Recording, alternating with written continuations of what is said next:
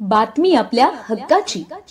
ठाणे जिल्ह्यातील व आपल्या परिसरातील सर्व ताज्या घडामोडी पाहण्यासाठी शहापूर नववाहिनी न्यूज चॅनेलला सबस्क्राईब करा, लाईक करा आणि शेअर करा.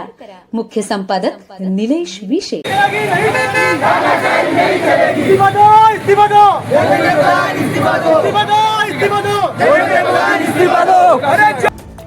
शहापूरमध्ये नीट पेपरफुटी प्रकरणाच्या निष्पक्ष चौकशीसाठी तसेच दिल्लीतील जंतर मंतर येथे आंदोलन करणाऱ्या विद्यार्थ्यांवरील कथित लाठीमाराच्या निषेधार्थ विद्यार्थी, युवक, पालक आणि नागरिकांनी शांततापूर्ण आंदोलन केले.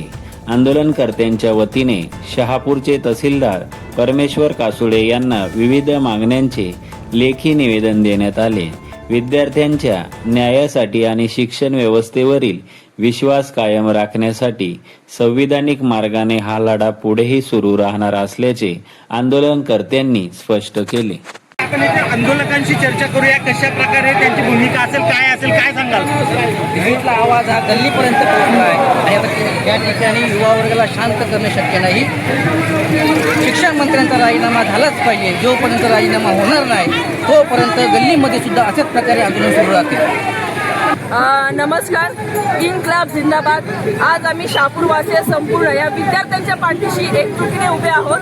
गेले 1 महिनाभर आमचे विद्यार्थी तिथे उन्हातान्हात बसले, पावसा पाण्यात बसले.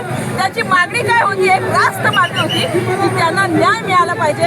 हा शिक्षण मंत्री हटवला पाहिजे, त्याचा इस्तीफा व्हायला पाहिजे. इतकी साधी मागणी पूर्ण करू शकत नाहीयेत. आमचे विद्यार्थी का बरं?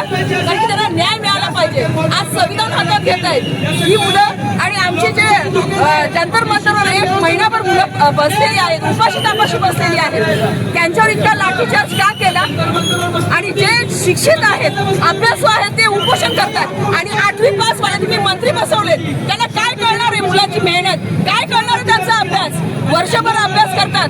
या देशामध्ये 1,36,000 जागा असतात नीट परीक्षेसाठी, डॉक्टर होण्यासाठी, पण त्यातल्या फक्त 63,000 जागा या सरकारी आहेत, बाकीच्या निम सरकारी आहेत. एवढा पैसा भरून, इतकी मेहनत करून जर आमचे विद्यार्थी डॉक्टर होत नसतील, की नीट परीक्षा जर तुम्ही नीट घेणार नसाल तर तुम्ही राजीनामा दिलाच पाहिजे.